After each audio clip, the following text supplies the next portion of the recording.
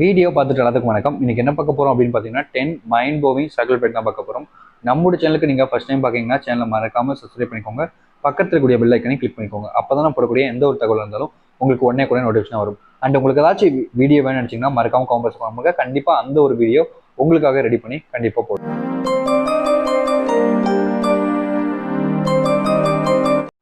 நீங்கள் விரும்பும் ஆண் உங்களை விட்டு செல்கிறார்கள் என்றாலே அதற்கு முதல் காரணம் உங்களுடைய காதல் அவர்களுக்கு புரியவில்லை. புரிந்திருந்தால் உங்களை விட்டு சென்றிருக்க மாட்டார்கள். அதாவது பாத்தீங்கன்னா இங்க ரிலேஷன்ஷிப் பொறுத்த வரைக்கும் பிரேக்கப் ஆகுது அப்படின்னாலே அது இருக்கக்கூடிய முதல் விஷயமே உங்களோட லவ் அவங்களுக்கு புரியல. அவங்களுக்கு புரிஞ்சிருந்தா உங்களை விட்டுட்டு போகணுன்ற ஐடியா அவங்களுக்கு வந்திருக்காது. உங்களை விட்டுட்டு போகணுன்றதுக்காக அவங்க எந்த ஒரு விஷயத்தையும் பண்ணியிருக்க மாட்டாங்க. உங்களை விட்டுட்டு ஒருத்தவங்க போறாங்கனாலே அவங்களுக்கு உங்களுடைய அன்பு புரியல, உங்களுடைய காதல் புரியல. புரியாதவங்ககிட்ட நீங்க என்ன ஒரு விஷயம் பண்ணி உங்க லைஃப் இருக்க வச்சாலும் அது புரிய போறதே இல்லை. இத்தனை நாள் புரியாதவங்ககிட்ட இனிமே புரிஞ்சுக்க போறாங்க நம்புனீங்கன்னா உங்களோட அடிமுட்டால் யாரும் கிடையாது. ஸோ உங்களை விட்டுட்டு போறவங்களை விட்டுருங்க. நீங்க கெஞ்சாதீங்க, கஷ்டப்படாதீங்க, கவலைப்படாதீங்க. ஒருவர் உங்களை காதலித்து வேண்டாம் என்று விட்டு செல்வதற்கு ஒரு நிமிடம் ஆகாது. ஆனால் ஒருவர் அந்த காதலை தக்க வைப்பதற்காக ஒரு நபர் செய்யும் செயல்கள் தான் உண்மையான காதல். இங்க நிறைய பேர் லைஃப்ல இது இருக்கான்னு தெரியாது. பட் ஒரு சில நபர் லைஃப்ல இது இருக்கு. அது என்னன்னு பார்த்தீங்கன்னா ஒருத்தங்க விரும்பிக்கிட்டு இருந்திருப்பாங்க. பட் ஒரு சிலவங்க சைட்ல இருந்து இல்ல செட் ஆகாது வேணாம் அப்படின்னு பிரிஞ்சு போகிறதுக்கு முயற்சி பண்ணுவாங்க. ஆனா அந்த மறுசைடில் இருக்கக்கூடிய ஒரு ஆணோ இல்லை ஒரு பெண்ணோ யாரா இருந்தாலும் சரி, இல்லை அது முடியாது, என்னால் நீ இருக்க முடியாது, அந்த காதலை தக்க வைப்பதற்காக அவங்க பண்ணக்கூடிய விஷயம் இருக்கு பார்த்தீங்களா, அது ஒரு உண்மையான காதல். அந்த ஒரு உண்மையான காதலை நீங்க உங்க லைஃப்ல மிஸ் பண்ணிடாதீங்க. நீ வேண்டாம் வேண்டாம் என்று சொல்லியும் ஒருவர் உங்களை தேடி வருகிறார்கள் என்றால் அவர்களால் நீங்கள் இல்லாமல் இருக்க முடியாது என்பதற்காக இல்லை, உங்கள் மேல் வைத்த அன்பினால் தான். இங்க ஒரு சில நபர்கள்லாம் பார்த்தீங்கன்னா லவ் பண்ணுவாங்க, அவங்க இல்லாம இவங்க இருக்க முடியாது அப்படின்றதுக்காக தான் நம்மளை தேடி தேடி வராங்கன்னு நினைப்பீங்க. பட் அப்படி இல்லை உண்மை.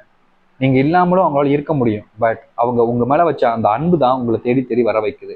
இங்க லைஃப்ல யார் இல்லைனாலும் யாராலையும் இருக்க முடியும், வாழ முடியும். அதுதான் ஒரு உண்மையான விஷயம். பட் ஒரு உண்மையான விஷயம் என்னன்னா அதையும் தாண்டி அவங்க லைஃப்ல அவங்களுக்கு பிடிச்சவங்களை விட்டுட்டு இருக்க முடியாதே அப்படின்ற ஒரு காரணம் தான்.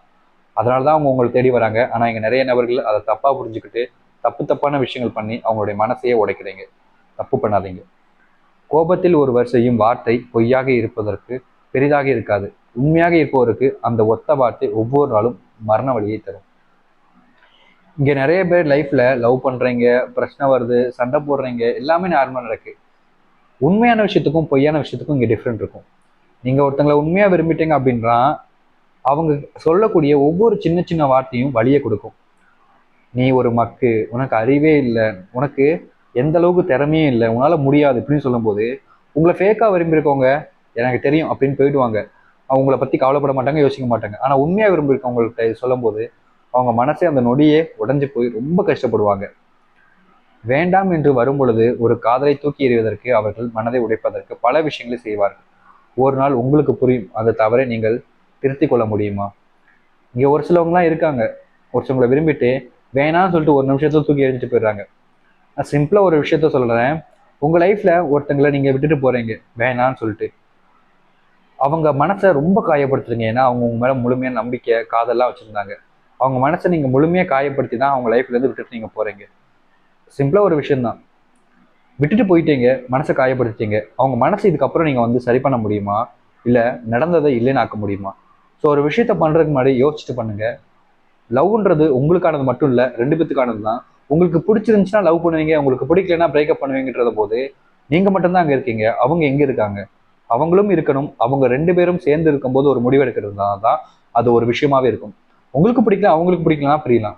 உங்களுக்கு பிடிக்கலன்றதுக்காக அவங்க உங்களை விட்டுட்டு போகணுன்றது தப்பு இல்லவா? ஸோ ஒரு விஷயத்த புரிஞ்சுக்க ட்ரை பண்ணுங்க, அவங்களுக்கும் புரிய வைக்க ட்ரை பண்ணுங்க, அதுக்கப்புறம் விட்டுட்டு போங்க.